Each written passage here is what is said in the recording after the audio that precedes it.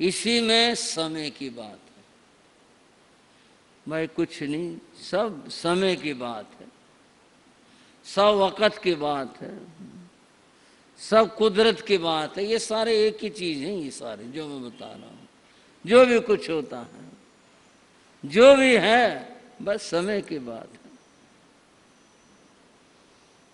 श्री कृष्ण अपने धाम लौट रहे थे।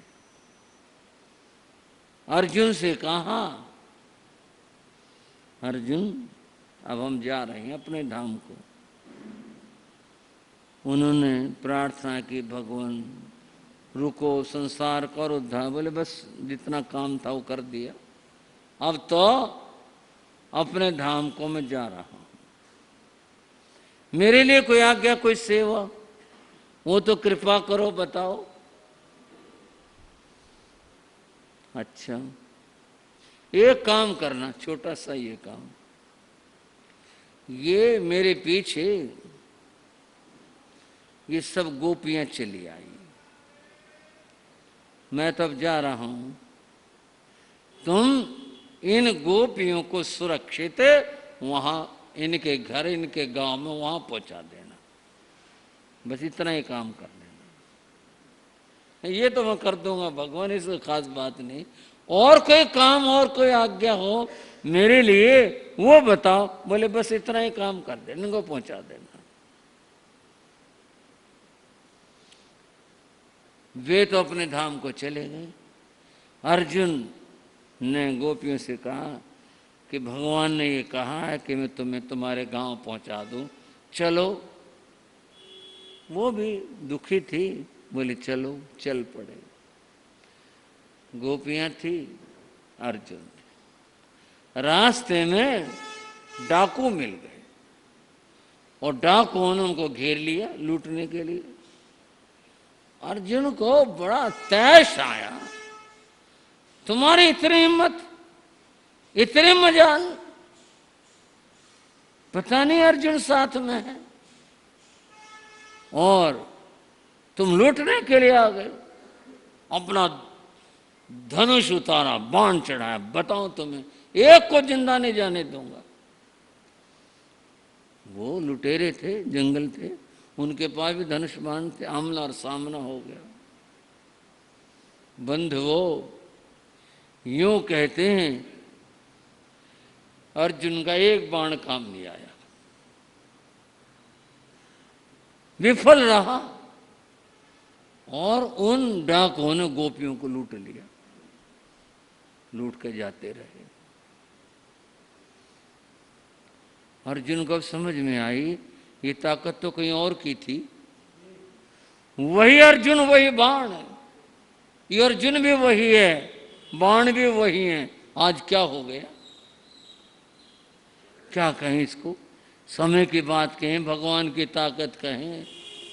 अब ये हुआ क्या बंधुओं, समय जब खराब होता है तब उस समय आदमी की अकल भी, होशियारी, समझ सब रखी रह जाती है। बस यूं ही कहते हैं, वक़्त की बात है, समय की बात है। यूं हो गया, उलट पुलट हो गया, गलत हो गया, ऐसा सोचा भी नहीं था, यूं बन गया। एक अवधारणा जो करता भगवान करता है, एक अवधारणा, सब समय की बात है, कुदरत की बात है, टाइम की बात है। भाई क्या करें, इसलिए यूं हो गया। ये दूसरी अवधारणा है कि मनुष्य कुछ नहीं कर सकता, अर्जुन कुछ नहीं कर सका, सब समय की बात है। समय जब खराब आया यूं हो गया। अब भी लोग इस बात को कहते हैं, बड़े बड़े होशियार बुद्धिमान सारे, सबकी अकल बुद्धि रखी रह जाती है, धरी रह जाती है, बस जो होना होता हो जाता। तीसरी बात करते हैं बंधुओं, तीसरी बात है कर्म की, कि जो कुछ होता है, समझ लो, जो होता है वह कर्म से होता है। महाभारत में पंक्ति आई, गहना कर्मणो गति। इस कर्म की गति को समझना बड़ा मुश्किल काम है। ये बड़े बड़े गहन है। यह है कर्म की गति। इस कर्म की गति से ही सब कुछ हो रहा है। जीवन में सुख दुख संयोग वियोग जो कुछ भी है घटित होता है, सब कर्म के कारण से होता है। इसकी गति बड़ी गहन है। अब ये तीन बातें, ये तो और चर्चा विस्तृत की जा सकती है, पर ये जो तीन बात हुई, इनमें से जैन धर्म में तीसरी अवधारणा को मानता है। वो अवधारणा कर्म की है। और ये कर्म किसने लिखे, किसने भेजे? ऐसा कुछ लोक में सुना जाता है, ऐसी बातें कहते हैं हमारी बहनें भी, भाई वो छठी को आकर के, एक वो माता होती है, उसको क्या बे माता कहते हैं, वो आकर के यहाँ लेख लिख के जाती है माथे के ऊपर, इसने ये बनना, इसने ये करना, इसने इतने सुख पाने, इतने दुख पाने, और ये धनी होगा, ये निर्धन होगा, इसके साथ ये घटेगा। ये सारे लेख लिख के जाती है। और ये लेख अच्छे लिखे, उसको राजे करने के लिए ढोलक बजाती हैं, गीत गाती हैं, उसका नाम लेती हैं, और ये कहती मैं हमारे बच्चे पे अच्छे लेख लिख जाना। क्यों? ये थोड़ी सी बात है, ये कुछ हास्य विनोद की नहीं बात। भाई वो खराब लेख लिखती क्यों है? वो जो माता है आके लिखती है, वो उसको किससे बैर है कि मैंने इसको दुख देना है? क्यों बैर है उसको? वो खराब लेख लिखती क्यों है? वो अच्छे लेख क्यों नहीं लिखती? अगर अच्छे लेख लिखे, सारी दुनिया ना सुखी हो जाए, सारे के सारे सुखी हो जाएं। ये मामला है क्या? क्या वस्तुतः वो कोई आके लिख जाता है, या ऊपर से लिख करके आते हैं? ये आते कहाँ से हैं?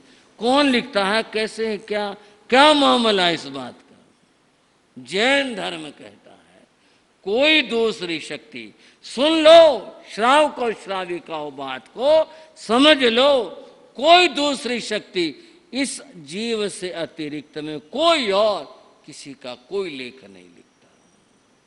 न ये ऊपर से लिख के आते हैं, न कोई छठी को आके कोई माता आके लिखती है, न कुछ और होता है।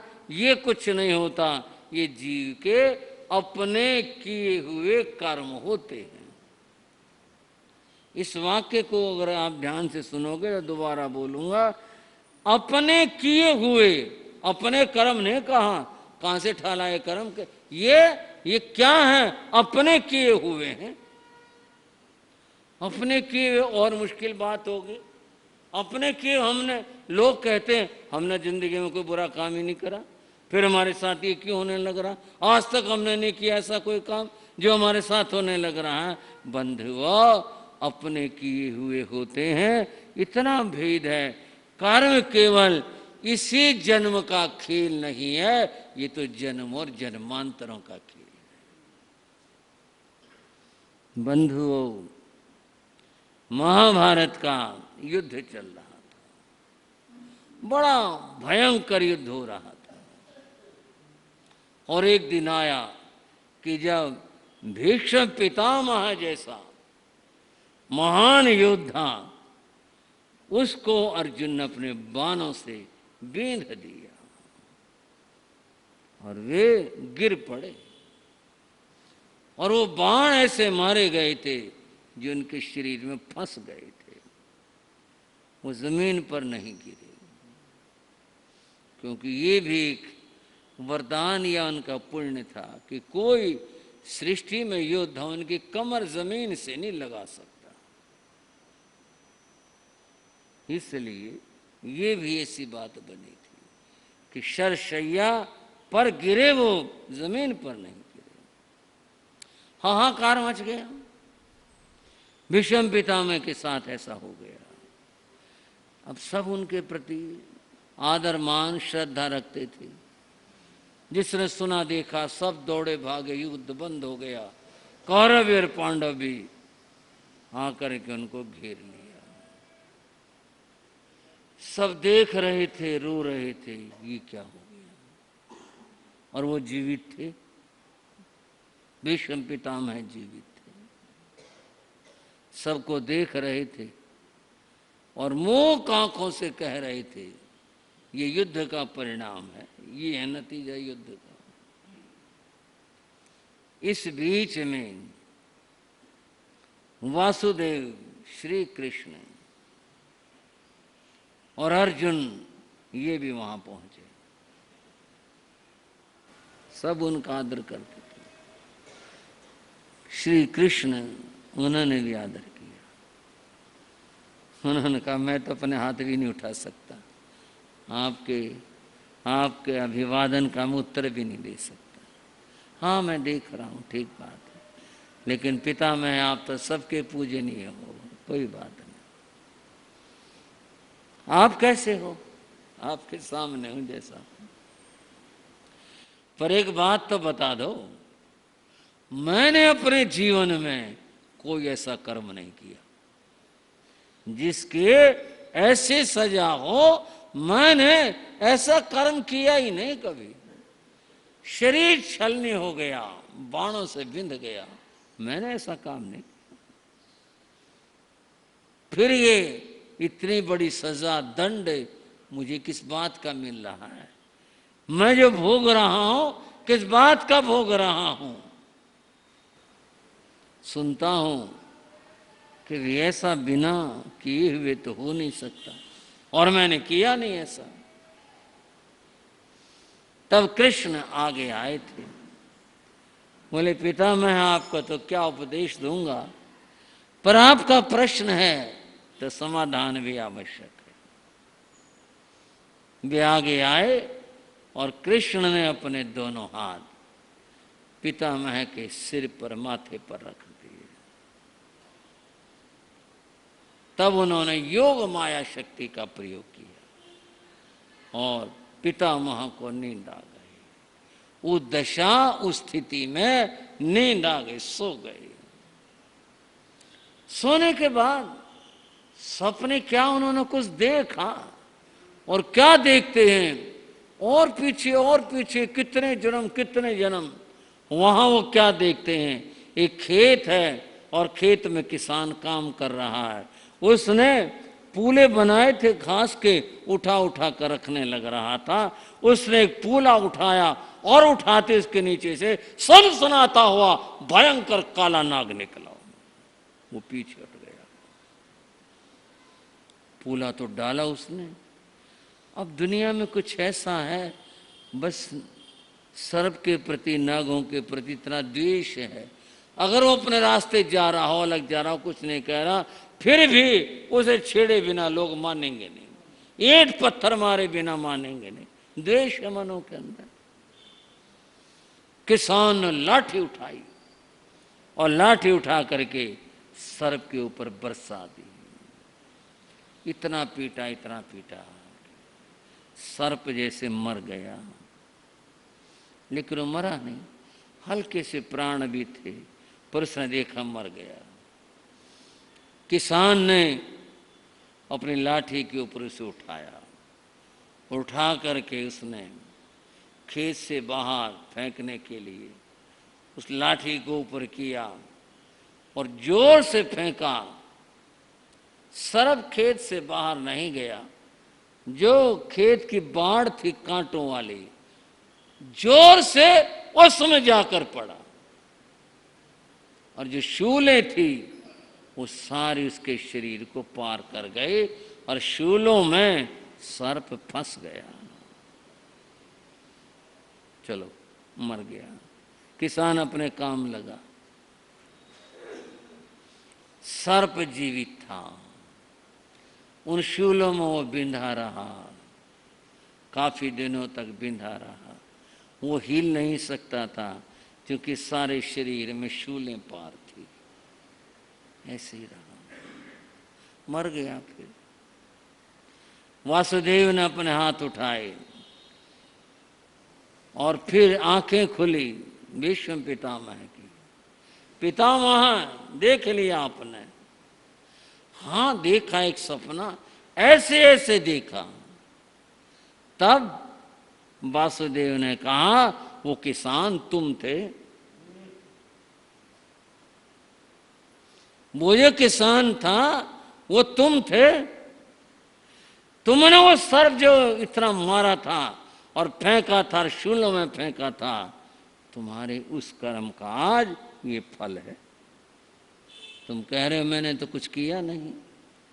कर्म का मामला केवल इस जन्म का नहीं होता, अब का नहीं होता, ये तो जन्म और जन्मांतरों का होता है। वहां जो तुमने किया था वो उसका फल तुम आज भोगने लग रहे हो। भाइयों, हमारे बहुत सारे भाई, कई बहनें ये प्रश्न महाराज हमने तो कदे बुरा करा नहीं किसी का, हमने तो कुछ किया नहीं, हमारे साथ ये होने लग रहा, हमारे साथ ये हो गया, इस प्रकार की बात कहते हैं। वो समझ लें प्रश्न का समाधान है यह है, वो ये कि कर्म अपने किए हुए हैं, ये इस जन्म के भी हो सकते हैं, पूर्व जन्म के भी हो सकते हैं, जन्मांतर और पिछले अनेक जन्मों के भी हो सकते हैं। महावीर भगवान ने कहा अप्पा कत्ताय विकत्ताय सुहाणीय दुहाणीय, इस जीव के ये सब अपने किए हुए हैं, उन कर्मों का फल ये सुख और दुख है जो आज जीव भोगने लग रहा है।